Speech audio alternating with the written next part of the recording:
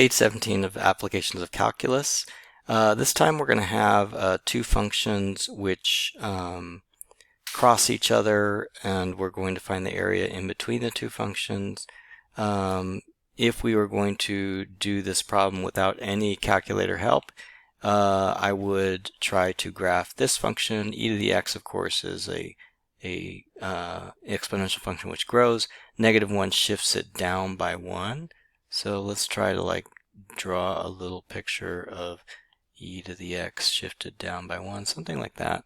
And then the red function is e to the -x, which is a decaying function. And then -2, of course, flips it over. And then 2 shifts it up by 2, so it kind of looks like that. So it's got these two intersection points.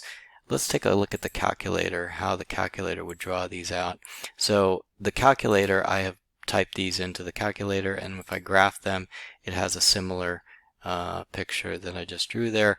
I can see that the intersections are closer to 0 and 1. So let's use algebra and try to find the intersection points here. So I'm going to put the blue function equal to the red function. That's how I find intersection points, right? Ever since 8th grade, that's the way we do it.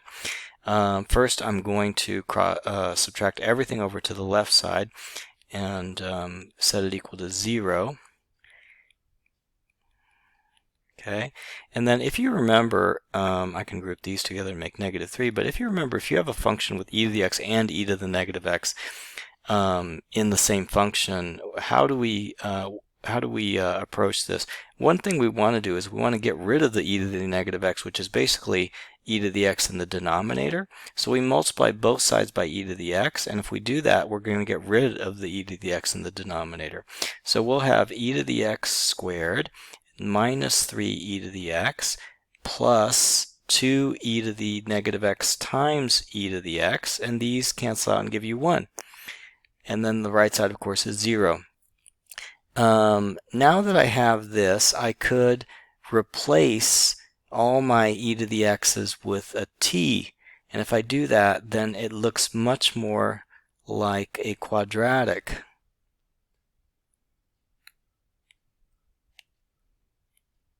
Oops.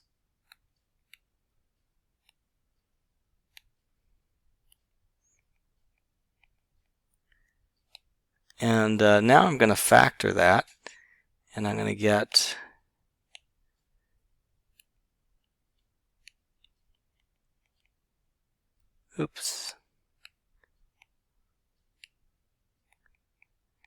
that, right? So my two intersection points are going to be t equals 1 and 2.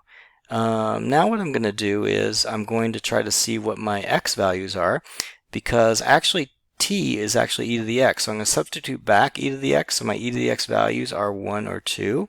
E to the x equals 1, and let's take the natural log of both sides. We'll get x equals the natural log of 1, which is equal to 0. So one of my x values is 0 for the intersection points, and the other one would be x equals natural log of 2. So those are my two x values where there are intersection points. That's what they asked me for part A. If we wanted to find the y values, we would substitute 0 into the original, one of the original functions. E to the 0 is 1 minus 1, so it would be 0 comma 0. And if we put natural log of 2 in here, it would be e to the natural log of 2, which is 2, minus 1 is 1. So this would be the other point of intersection. Find the area of the region enclosed by the two curves. Now what we're going to do is we're going to do an integral of 0 to natural log of 2. Those are my two x-coordinates that I have the left and the right boundary set for.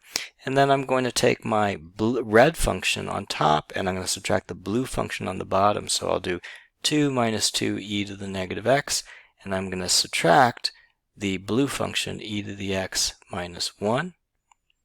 And then I'm going to try to simplify the inside.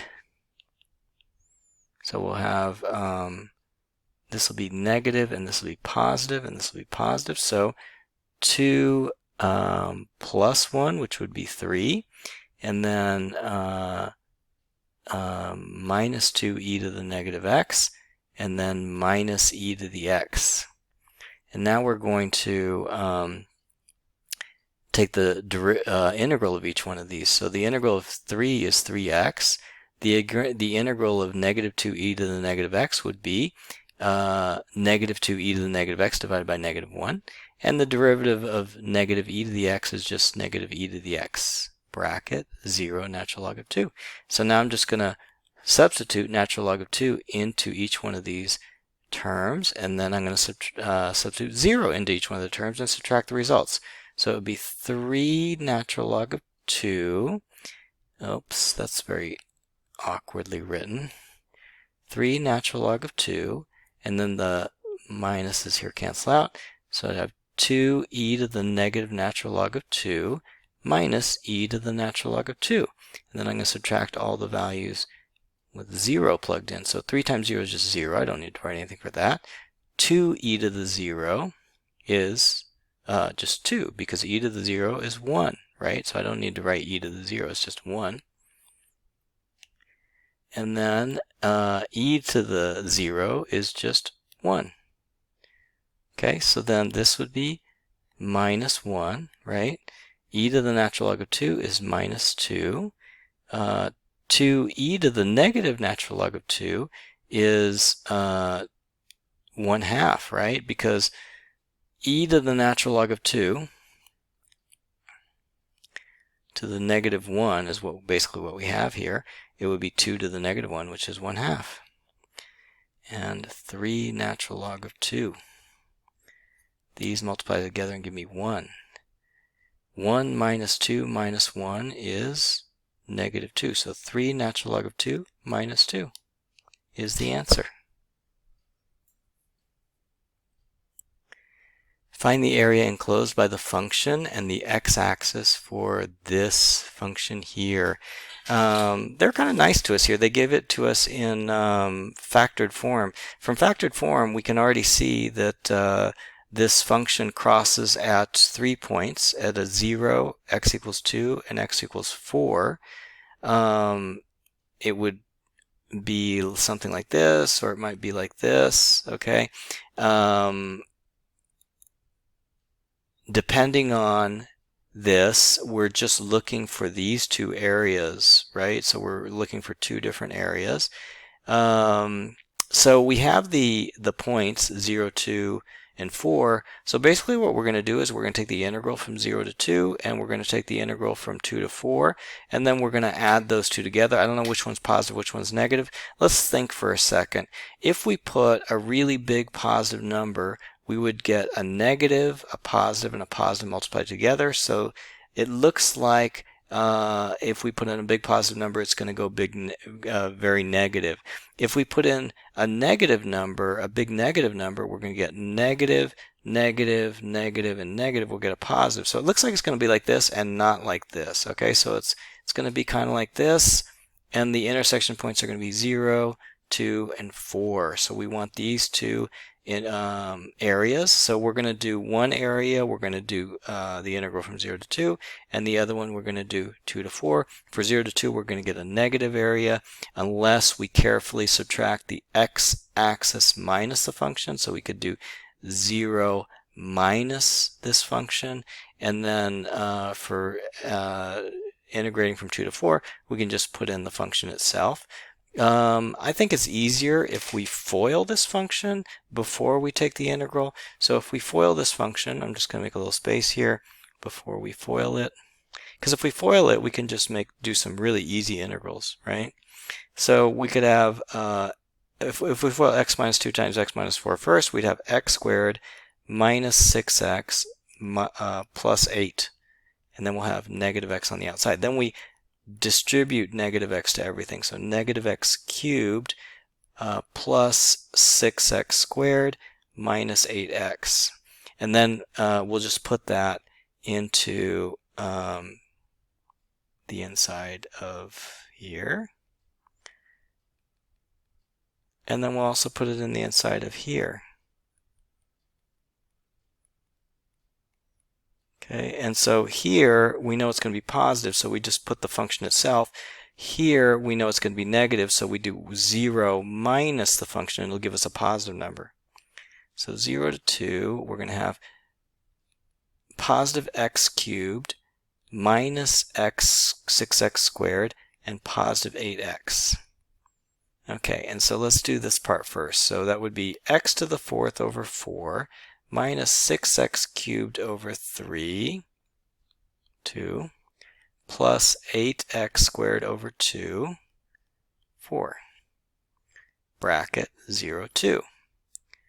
And then this part would be x to the 4th over 4 negative plus, this is a 6, x cubed over 3, 6, so this would be 2, and then negative 8x squared over 2, and this would be 4, 2, 4.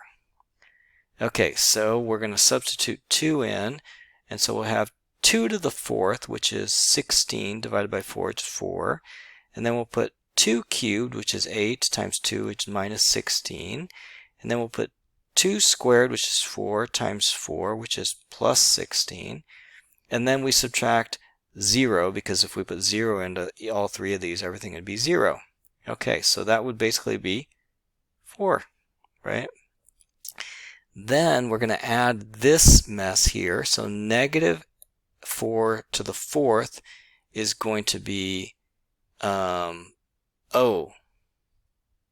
I said negative, okay, yeah, that was 2 to the 4th was 16. 4 to the 4th is going to be some huge number. 4 to the 4th divided by 4 is going to be 4 cubed. 4 cubed is negative 64. And then if we put 4 into the cubed, it would be 64 times 2, it would be 128. And then finally, 4 squared is 16 minus times 4, which is also going to be 64. Okay, and then we're going to subtract 2 inserted into all these. So 2 to the 4th is 16 divided by 4 is 4, negative 4. And then we put 2 cubed, which is 8, times 2, it's plus 16. And then we put 2 squared, which is 4 times 4 is minus 16. That looks familiar, doesn't it? So those two cancel out. And then we have negative 64 plus negative 64 plus 128. These all cancel out and give you 0. And then basically we're left with plus 4 here. So that would be 8. Our answer is just 8.